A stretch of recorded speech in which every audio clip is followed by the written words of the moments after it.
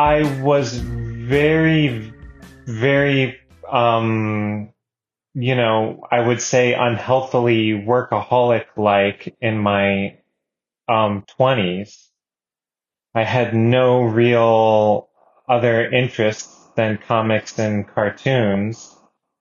And around 30, I crashed in some kind of depression-y way. I think I was just kind of burning it on both ends a little too long.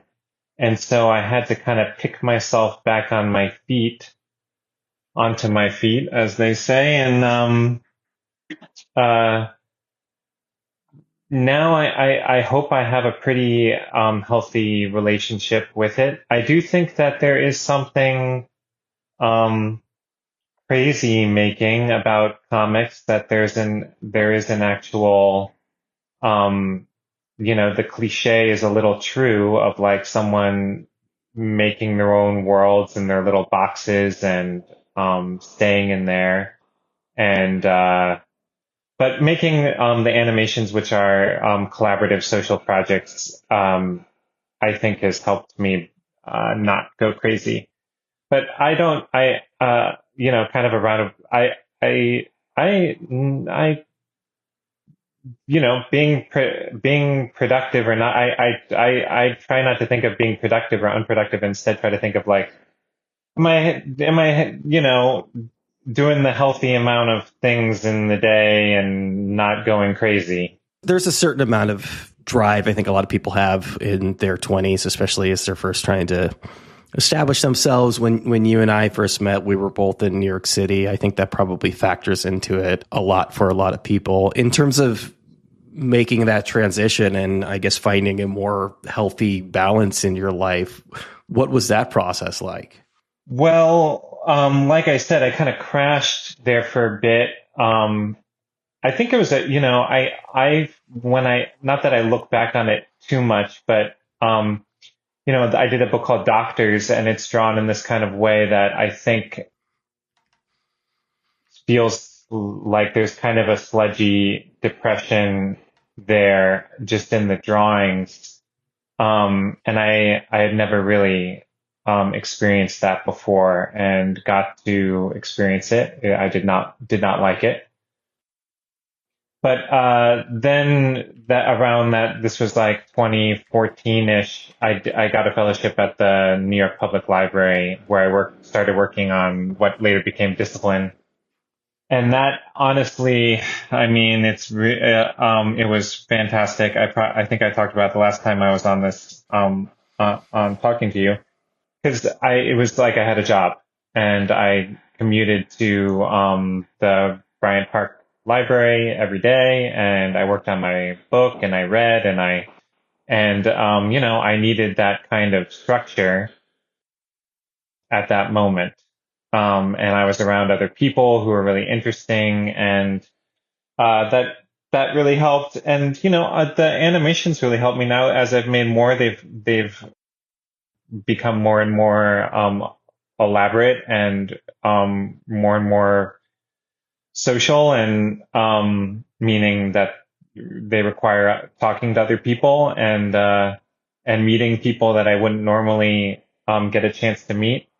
And so doing that for the past 10 years, in a bigger way, has helped me. So I kind of break up the day. Like I wake up and I wake up early and I work on my stuff before anyone's awake and my comics, and then lunch happens. And then usually in the afternoon is more when I talk to other people. But I got the sense that maybe my entire high school was perhaps less collaborative, maybe not even as collaborative as a lot of animation projects end up being in the end. But it sounds like you've transitioned to a place where you're working more closely with people at every step of the process. Yeah, I mean, it's comical to describe those projects as large-scale productions because they're very small compared to other animations. And Cryptozoo actually had fewer people working on it than High School Sinking. But all of the people worked on it for longer and were deeper into it than High School Sinking. I feel safe to say that. they are not at the scale of most animated movies at all, but it's like being in a band, you know, it's a band. Jane, Emily, DJ, they're all here, working on things. Then there's an editor, a composer, actors, you know, a producer, Kyle. It's a band. You described the process of working on Doctors. You said the art was sludgy. Does that refer to the actual, like, the way it came out, or just the process of making it? That's what I see when I see it. When I look at it, I think, oh yeah, I was depressed. That's what I, you know, for that book. So, um, uh, you know, that's just the word I use to describe thick, that very thick line. But that book was made in a kind of bonkers way where each page is a different scene, and and a lot of the kind of key images in it are like random kind of clip art looking things that I collaged into a story. So it's sort of like the story is about bringing people back from the dead, and it kind of not working. Um, Meaning they can successfully bring someone back from the dead, but it fucks them up. I don't know if I can curse on this. Um, you know, I think it definitely goes with the story of that book, and that's kind of how each of everything that I've done has kind of come about, is that a story idea will suggest a way of drawing. Um, but you know, there's the X factor of where you are at that time in your life, and you know, I think Blurry, it, I don't know, but I feel like I liked this is a Blurry to, you know, again, this is from my perspective, so you could correct me if I'm wrong, but you know, to me, this is not a misanthropic book at all. This is like a very people liking book. Even if the people do things that you don't agree with, I feel like the book feels like you're hanging out with these people and that you like them. And so that's what I sense when I look at it. You know, even just the end pages are all the characters' faces, and what they're doing is dictating, you know, the angles of the drawing, and it's about looking at people and all these kind of scenes. And so I think the main um, glow from the book is some kind of enjoying spending time with these people. Even the synopsis kind of gets at this, that there's a banality in a lot of the things that the scenes revolve around in this book. And I get the sense that just because you're tapping into everyday life, and there's obviously just a banality in everyday life. Yeah, you know, I had I a zone when I just try to describe it. It might sound like I'm being self-deprecating, but not. You know, I thought, can it be a little funny, but not very funny? Like the whole thing, the premise being built on these microscopic moments of doubt, or microscopic questions. You know, do I choose this shirt or that shirt? These glasses, that glass. You know, what flavor of ice cream? It's all like a little funny, and things are a little, but it's not. It's not a comedy. And similarly, I thought it should be a little dramatic, but it's not enough to be a drama. It's just a zone, and the zone is pleasing. That was the hope. And that as you read it, you're like, oh, I guess this is just some rambling, yeah, banal thing. Oh, this character is waking up, they're going here, they're getting their coffee. You're like, oh, I guess this is just nothing. There's no structure to it. It's just like some um, automatic writing. And then somewhere in it, you're like, oh, wait, actually, this is all very structured. And then by the time you get past the halfway point, you're like, this whole thing is like, I thought if you get to the halfway point of this book, ideally the latter half is, super enjoyable because it's all one long kind of zoom out from the latter half and you're kind of ping ponging through these things that seemed banal at first, but are kind of part of this bigger, satisfying structure. It's interesting to hear you say that perhaps this is something that you had consciously thought about since the beginning, that the process of discovering the form that the book takes is part of the enjoyment in reading the book.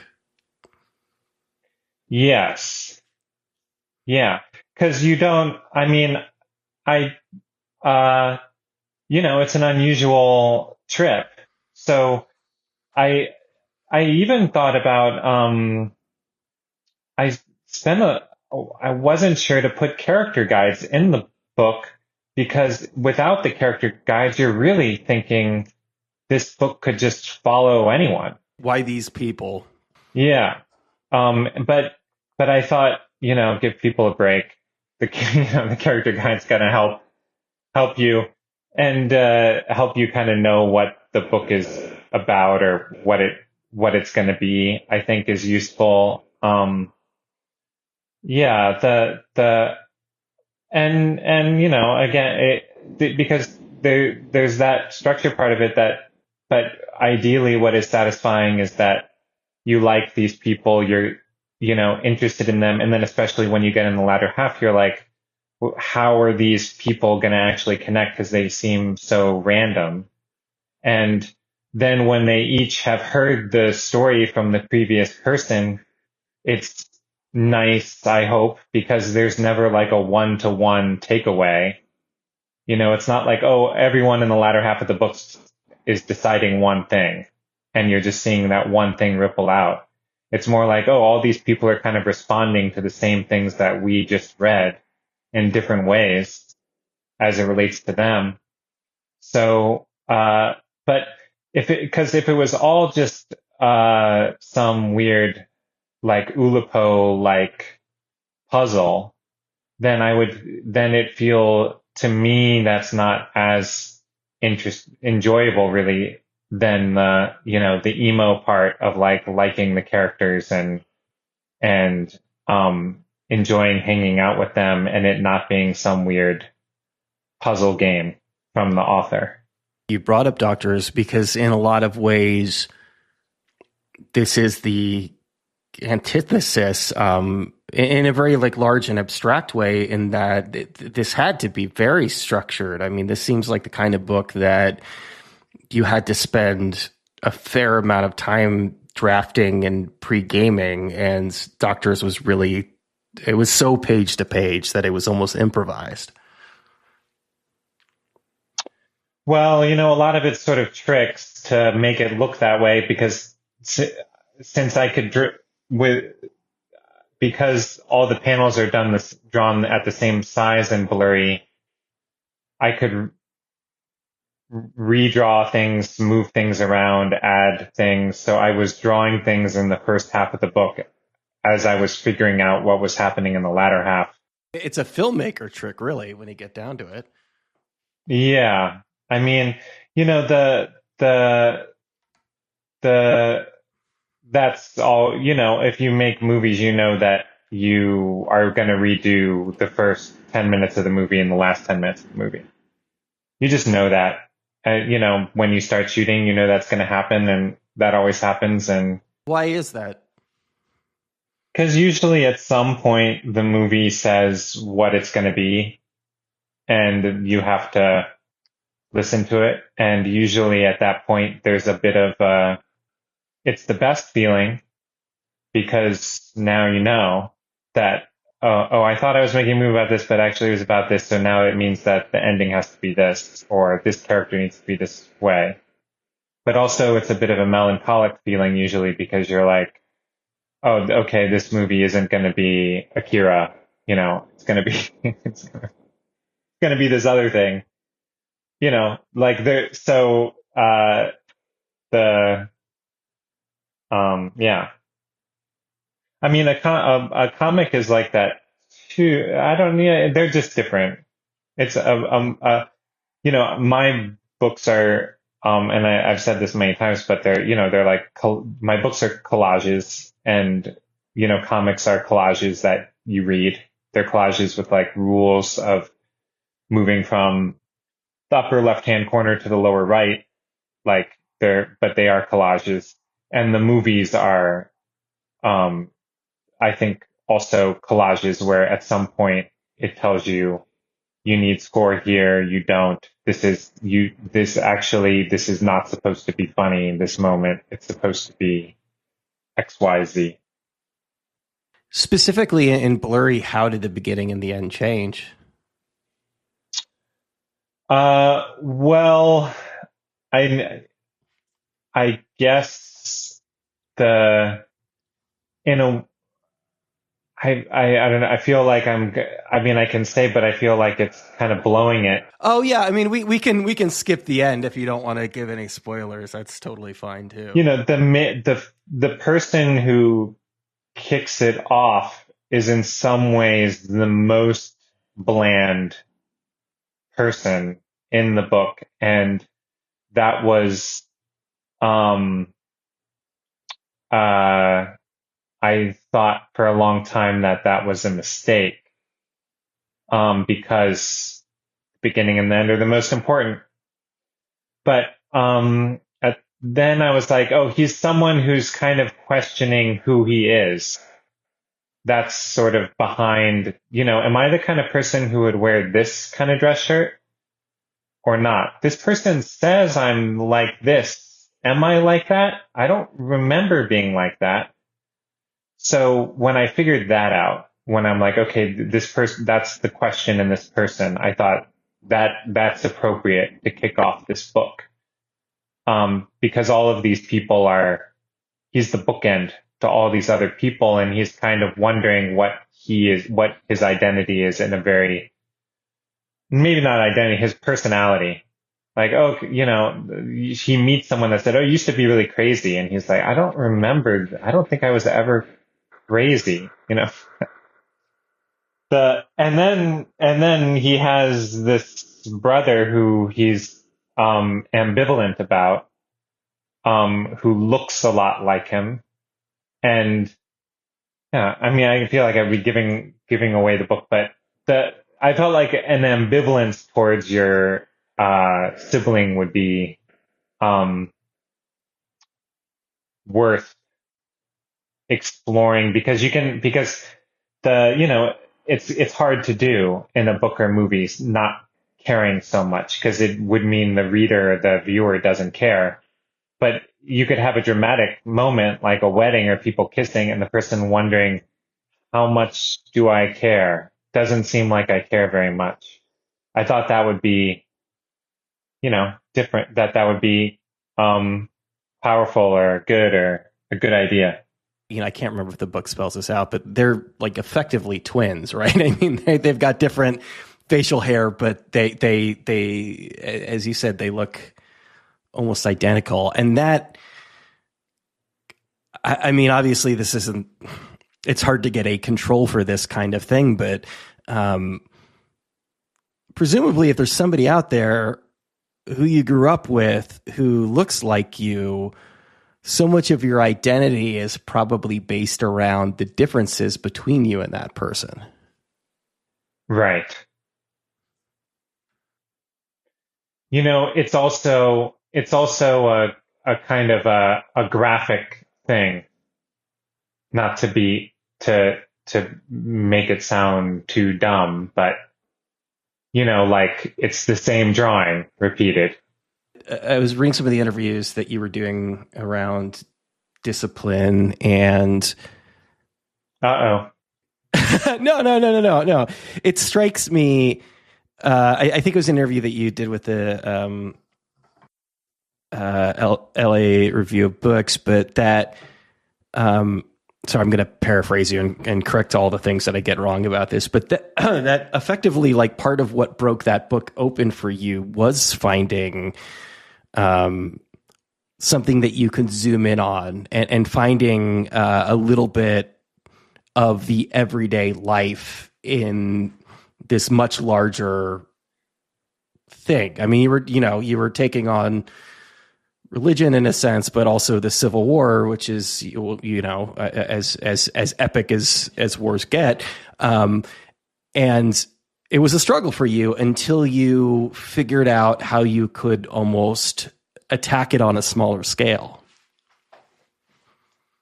Well, the I don't remember exactly what I said, but the the main idea was that it was a Quaker book, and I know what that's like. So that kind of grounded me, meaning I know what it's like to be in Quaker meeting houses, and I grew up with all of that. And then in Richmond, I grew up. So, I think especially for people who maybe don't live in Richmond, Virginia, it seems weird to be interested in the Civil War. But since I live here, I grew up here, it's like it feels weird. It's like all around.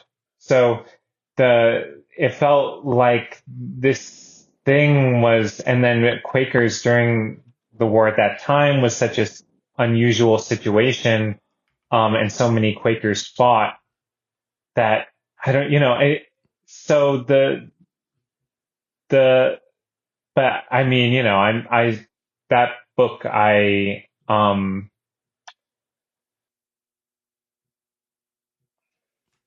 think the fact that Blurry is basically staying in doubt for, the whole book probably is because I spent years kind of thinking that the discipline book was a bad idea. Um, and, I would quit it. Like, I think I quit it for a whole year. I had done a section, and it ran in, Sammy Harkham's Kramer Zergot 9. And like I turned it in, and that came out, a long time after I had turned it in. And I remember thinking, you know what, if it's just in that anthology, those whatever 20 pages, that's okay. Like, that's cool. It's okay if there's no book. But then when that came out, I looked at it, I was like, I was like, these pages, I was happy with the pages that ran in there. And I thought, I think I could get it together and, look at what I have and rearrange the things.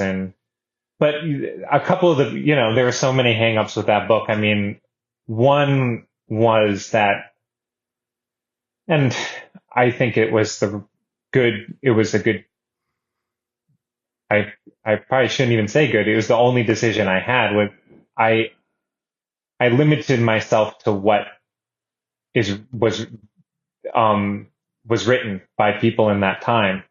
And I used different people, their writing, but I didn't want to put 2017 thoughts into the heads of those characters. I wanted to go by what they wrote. And what they wrote was confusing. We don't really know exactly what a lot of them were thinking. So just that decision was odd. But I thought that it was the right one, and it helped me figure out how to do that book. Because, as a reader, you want, like, it's like, like this, like James Cameron said of Titanic, he was like, instead of looking at what he said, it's like, instead of looking at how characters were different in the past, I wanted to focus on how they were the same, meaning it would be much more relatable. But as I researched this thing, it just felt more alienating and different. So, that book reflects that. And then also I could, especially near the end of working on that book, I could tell that people, meaning whenever I would show people the book, they kind of wanted it to kind of explain, like, well, how, like, progressive were Quakers at this time? Like, what were their thoughts about these things? And they were so, um, I had no interest in trying to do that. Um, and they were so different in different ways, some things that sound, incredibly, not progressive. In other ways, they were progressive. And so there was a mixture of things that's in their writing, and I don't, the whole thing is confusing. So the book kind of, is a product of the research. Um, but, I, I stand by, spending so much time, and I learned, I, I know it's like corny to say, but like I learned a lot making that book. And I weirdly learned a lot making Clue, doing the Clue miniseries for IDW. I also still think about things that I kind of picked up doing that one. I'm curious what those are. I mean, for people who don't know, it's Clue as in Clue the board game, and that was kind of the Yeah. foundation for it. What were those learnings in that process? Well, it was done monthly, and I wanted to do it monthly. Like I wanted to kind of know what it would be, to be like Steve Ditko and have to crank out a bunch of pages in a month. Um, so, so I forced myself, and kind of what I learned is if you are operating just trying to get the pages done, you can come up with a lot of stuff, crazy stuff. And that's why I think a lot of those, you see this, like you'll look at some, what was the giant gorilla comic that Steve Ditko drew? I can't remember. Gorgo or something. I can't, what I'm talking about. These are just like crazy images, and you're just like, well, you kind of draw crazy stuff if you're cranking it out and you're really tapped into something. Um, I also have to, um, it feels weird to say credit because I don't know if he wants the credit, but Tom, I kind of got that gig through Tom Scioli because I had done covers for GoBots. And so IDW sent me a list of properties like, are you interested in any of these? And I was like, Clue. But Tom Scioli asked me to do those. And I thought that Tom Scioli's Transformers versus G.I. Joe series was totally incredible and like really, really bizarre and fun. And it was kind of weirder because it was these properties. And I think that Clue is like, I don't consider it a B-side. I think it's, no one's asking me, but um, I'm happy with that book. Like, I feel like it's very me. It's not like a job. And it might be even weirder that it is inside of this board game.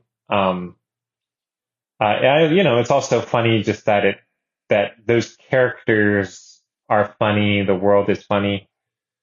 But I had to think like, a couple of the things are like, oh, I need a Scarlet backstory like right now because I have to draw it. And you're like, well, I guess she's a serial killer. Then you just kind of come up with something. And then you're like drawing a page. You're like, well, this joke isn't really funny, but it is a joke that I had. A lot of daily newspaper comics feel like that when you read the collections. You're like, well, that's not like really funny, but it is a joke. Like they did come up with something that day. So there's a bit of that. I often wonder, if I just lived in a different time, and meaning that these kind of jobs were more available, if I could kind of be having the same thing that's in me, the same interests, but it being channeled into, an alt weekly newspaper strip or whatever, or, a monthly mainstream comic or something that, uh, it would just be a different form if the world, the outside world wanted that. And not that the outside world is really knocking on my door that much, but the I'm sure an artist is who they are, and sometimes the the form that it takes can still carry the same spirit, different form, same spirit. I think it was a Comics Journal review of Blurry goes into a little bit. He basically asks an open question of whether there was intention behind making this book more accessible than some of your other work, which again, like ironic, given that you, as you said, you did a Clue series for IDW. Is that something that you're consciously considering when making something? I've been so wrong on this issue that I have stopped trying. Yeah. I've been very wrong on this, and so Jane, my wife, she's always like, just do what you want to do, because you never know, like and I'm wrong on other people, like, or meaning some book that I'll read, I'll be like, I have no idea why anyone likes this. It's very popular. Um, all I've learned is that it's not there's no one-to-one, you know, quality to popularity, um, relationship or for everything that you think might be popular, that something breaks the rule and you can't guide yourself on, um, exceptions to rules. And, uh, you know, there, there are things that seem popular there are things that don't seem that everything in between. And, I honestly feel like, especially now, my job is just what what is exciting enough to me that it will actually power through doing it. Um, because they've weirdly gotten harder and taken longer, which is a bummer, because I feel like I'm end cartoons. Yeah. And other people, as they've gotten older, have said similar things. Um, it's a bummer because I feel like I'm better at them now, but I've just seen how they go wrong. I've had enough, we did the voice recordings for my new movie. And I was just so racked with anxiety more than the previous movies, just because I've now been doing it for so long that I've seen how all the ways it can go wrong. That when I started, I didn't have that feeling. And with book production, similarly, I've now done so many books that have had mistakes that when it comes to just like kind of the production around it, I'm like extra, um, uh, I don't know, extra full of like Bottomless. Bottomless was never very popular compared to, but it was popular for me. It felt popular for me, but I didn't, the first book that I thought I had readers was New School, because Mm. doctors, I mean, not, Body World and Body World was serialized on my website, and Bottomless, came out a long time after I had finished drawing it. And they were just, the covers for Bottomless were the first drawings that I did. They were like my only idea for the covers. I didn't have, you know, Blurry. I worked with Joe Kessler and we did 10 million different cover ideas. I'm exaggerating, of course, but we batted around for a long time, and we talked to the editor at New York Review and kind of went through. Bottomless wasn't like that. but and New School, uh, so that was kind of the first time. And my only thought when I thought I had readers was like, oh, they like me doing my things. Um, and then when that book came out, it kind of seemed like, oh no, they don't actually. I'm very happy with that book, but it didn't seem popular. Um, but the who knows? The relationship also between the author and the reader is not um it's nothing to pin one's ego on or pin one's career on, or it's an amorphous thing that um it's yeah, I mean it's you the author's naivete is like this flame that they hold in a candle, like in, I think it's the Tarkovsky movie, right? Where he, like, I think it's Nostalgia or something, where he's trying to hold the candle in the windstorm. That's the author's blissful naivete. That's how I see it. Obviously, there's something pure in assuming that that there's nobody there who's going to read it, but it's not really possible to stay pure and innocent in that way over a long period of time. What's interesting to hear you say, though, is again, as you've moved towards more collaborative projects in terms of movie making, obviously movies have to be collaborative to a certain extent.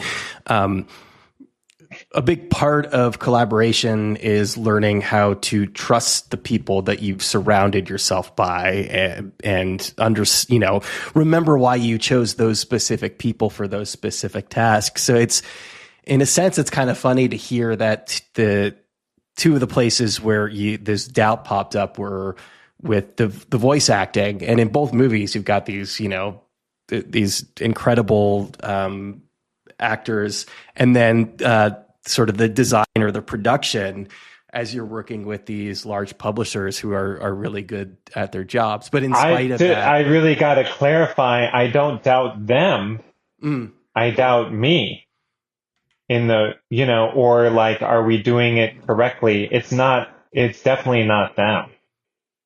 I didn't mean to imply that sure, that those actors are, I was more like, can I get what yeah, yeah, it's all me. And also just to, especially when you think about, the reader reaction, or is this thing more commercial or not? Movies are a total mind fuck in that way, much more than a book, because you'll do screenings and you're like, this one, everyone laughed. And same movie, a screening, they all hated it, and you're like, well, what did what is this thing that I made? You have to,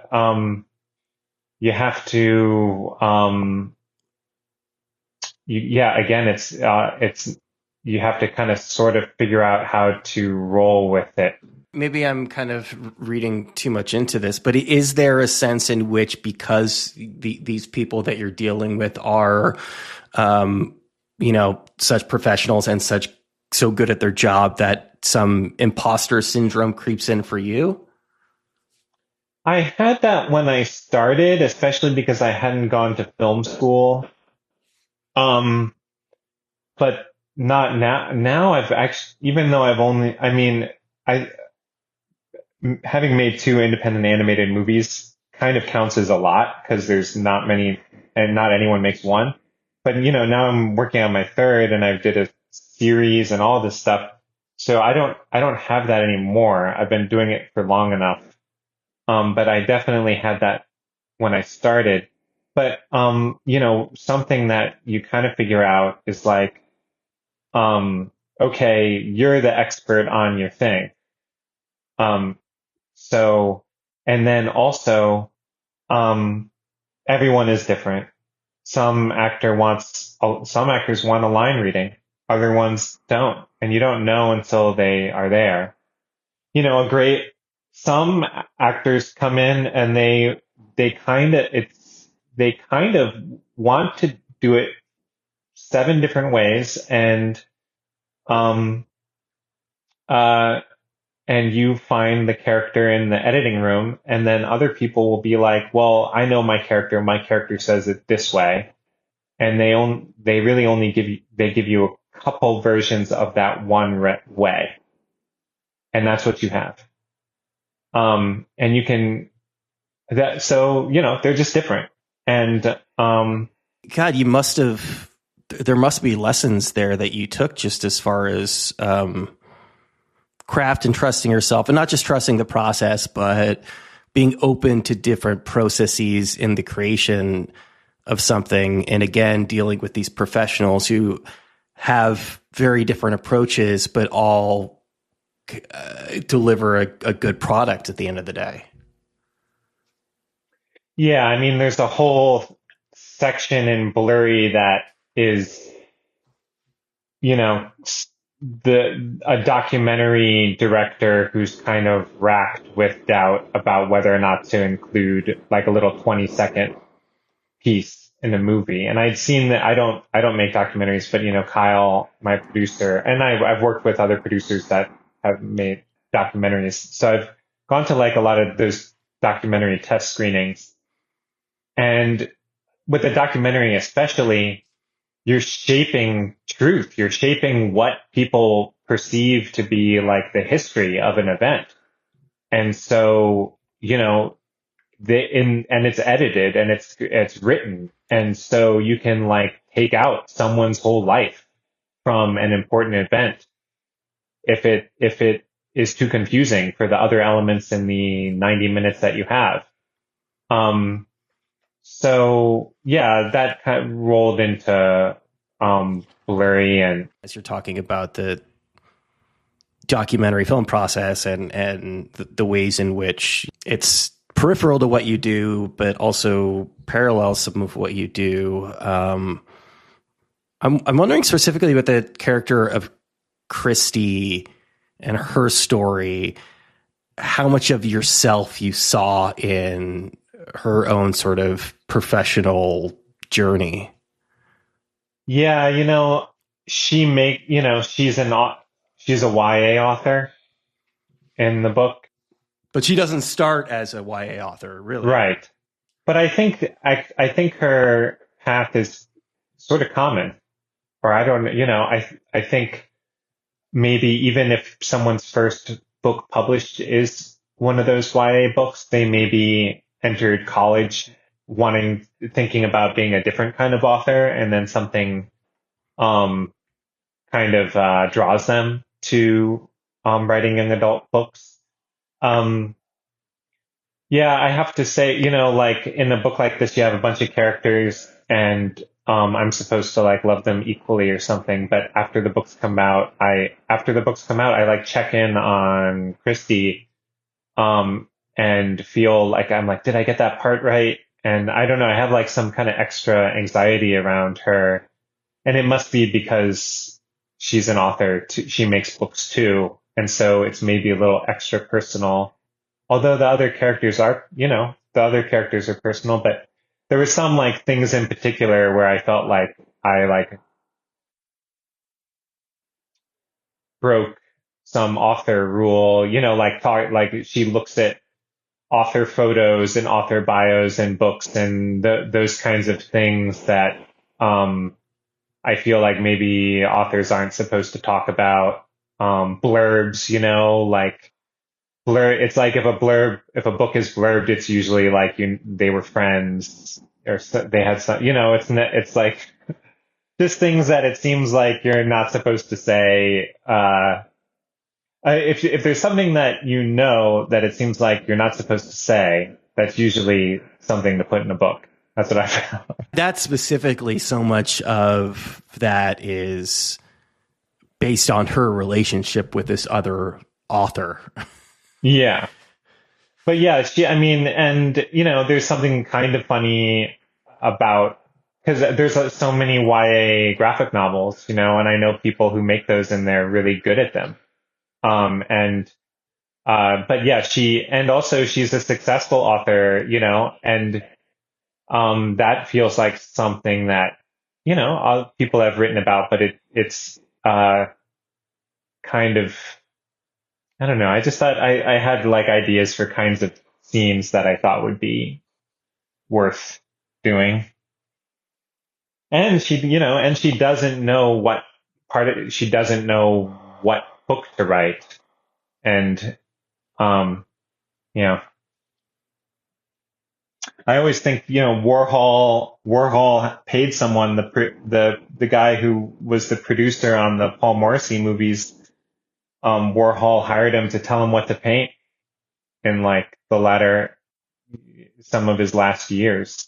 And I just find that to be very funny and also, interesting. And she's looking for some guide inside of herself to tell her, this is the book idea to do, not this other one. And that's her doubt. That is very relatable. I assume for you, because that's something that we keep coming back to. I think largely and intentionally, but I just throughout the entirety of this conversation, the idea of structure as being a necessary part of the creative process, whether it be, the deadline of doing a daily comic, whether it be that period in your life where you got a job and had an actual set schedule, or if you're working with existing IP in terms of Clue, it seems like you, in a sense, thrive when there are some constraints. Yeah. It's good to kind of know, you can break the rules when you are in them, but there's something very, helpful about, uh, that, that, you know, the, uh, the, for me, my inner guide of whether or not it's a book or cartoon I want to make is it has to seem like something that only I would do. And that, that's a basic one. I think most authors would agree with that. But then the second one for me is it has to seem like part of it is, why would anyone do that? It doesn't seem like a good idea, you know? So if it's too locatable, as if the intention of it is too locatable, okay, it's to be funny. It's to be scary. It's to be this or that. One of those things. If that is pinned down, then the project becomes less interesting, because part of it is, while I'm drawing it, I have to kind of be wondering why. Why would I spend so many years on this doubt book? Like, what is there in it that is interesting? And so, that helps power it. And Cryptozoo's like that too, like Cryptozoo it's not, um, it's not really a parody of Jurassic Park, but it's sort of a parallel movie. It's not really scary. It's not really funny. It's not really a parody of an action movie. The allegory of it doesn't make any sense. It's not like a one-to-one allegory to anything. It's kind of it has to be in some kind of in-between space where it sustains the 4 years or however long, um, to stay interested in it.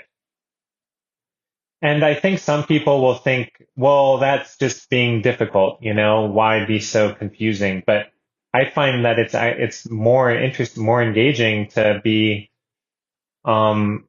have that space in it, like it's more worthwhile or something. I mean, obviously you've done shorter works, but you're drawn to really, I mean, this is another really long book in terms of comics.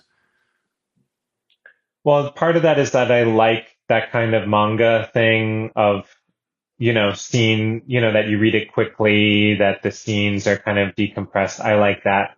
But then I also like when something is inside another thing and you're like, okay, this could be a little short story, but instead it's kind of like here, I like looking at a panel in a comic and maybe more than looking at a painting or like a still in a movie more than a photo that is like an intentional thing. And you're like, well, why is that? And it's because there's something usually a little like it doesn't have all of the pressure, the pretentious power that you have to shoot into one thing because it's just part of this other thing that it's just getting the job done to say what's going to happen, Like Tintin is a great example.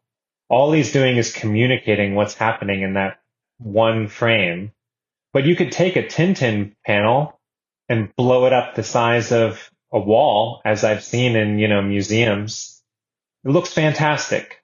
It's great. It's got everything. It's got depth and drama. And if he tried to put all the depth and drama into a single image, it maybe wouldn't arrive. So, there's like you'll have a little idea and you're like, well, I could fit it part of this other thing and it would actually be more satisfying that it isn't so highlighted as its own standalone book or comic. There's parts of Blurry that you could take out a 16-page section of something in a subway. You could take out and do as a mini comic, but I thought it was kind of cool that it's like a little hidden on the way to this other thing. You alluded to this a little bit before, but in terms of Blurry, as you said, the two of the guiding factors for you are that nobody else would do this, which I completely understand. But when referring to this book, what is the why would anyone do that aspect of Blurry? Because I think of what I said before, that it's not really scratching a funny itch or a drama itch, that it's a bit like an ambient album that's maintaining a tone of doubt. I'm sure other people have dived into doubt in their own ways, but I thought that sustaining kind of that question for so long would be, it's not, I don't, I think it's in that gray zone, like I was talking about, like,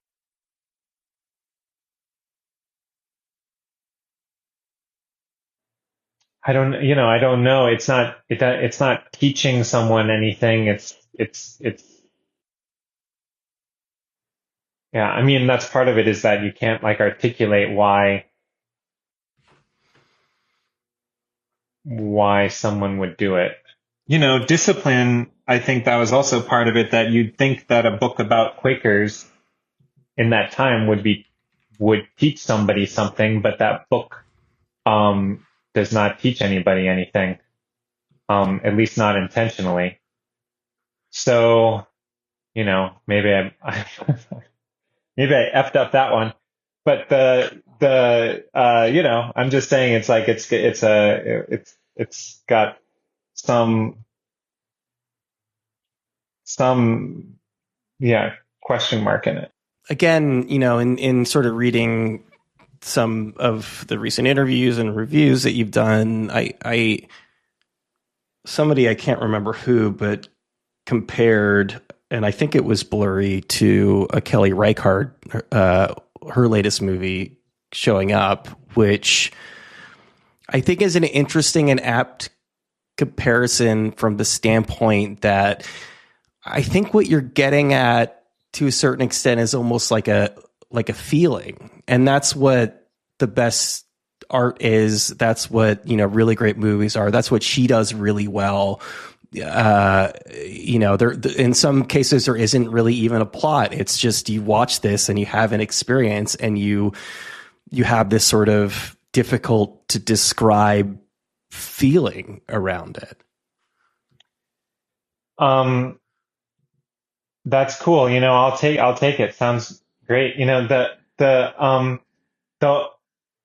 this isn't really related to that, but I thought that movie did, the Showing Up movie did a great job of communicating artists' relationship to other artists in a way that I hadn't seen before on screen, which is that there is competition, but they also love each other. That in the end of that movie, we get that they compete, but they love each other too. And I feel that in my world. And I thought, usually in a movie, they would either have them be buddy buddy, or like they would choose one. They would choose one angle, but they actually coexist. And it's touching that they coexist. Like it's better that that these things that would seem to not be able to go together do go together, and that, I love this cartoonist, while I'm also trying to, make my books and make better books, and like we're all kind of pushing each other forward. But uh, it's a touching, cool relationship that I'm grateful to have.